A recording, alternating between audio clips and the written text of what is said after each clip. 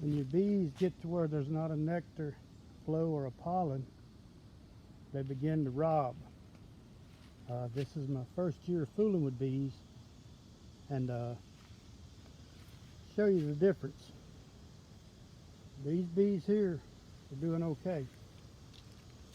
These bees here are fine. But then you walk into here, this is not a swarm. There is not enough nectar coming in and food for them. So they're searching. And what'll happen is they'll start robbing. So what we have done is we've put them a feeder with food so they can eat. This is their water. And as you can see, there are bees there. And when you go to fool them with bees, you want to put their feed away from them. If you look across, you'll see a white bucket. This way it keeps the bees from, try to keep them from robbing. For once they start robbing one another, then we've got a problem. But when there's not enough food coming in, robbing will take place. So what we are trying to do is to prevent the robbing of the hives. We set this up for the last few days as we come out and watch and see if the bees are carrying pollen in, and we should have one more good pollen flow before winter time. Bees, when they're looking for something to eat, they're going to find it.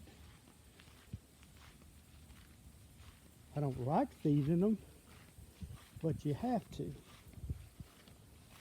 or they'll begin to rob one another and we'll have problems.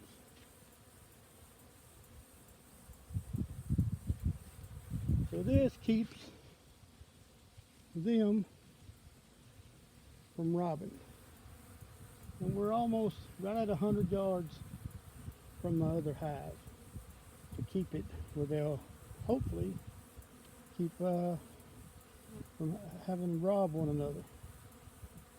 But once you start feeding them, you'll have to do it to keep their feed. This thing has holes in it to keep the thing. Now they're draining it dry.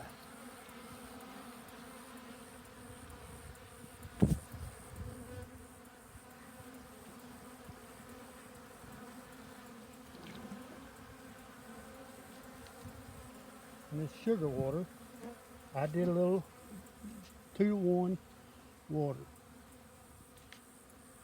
And they're not trying to bite, they're looking for food. And people say, don't feed them. This is not like they're in the woods anymore. When you put them in that hive right there, it makes things a little different.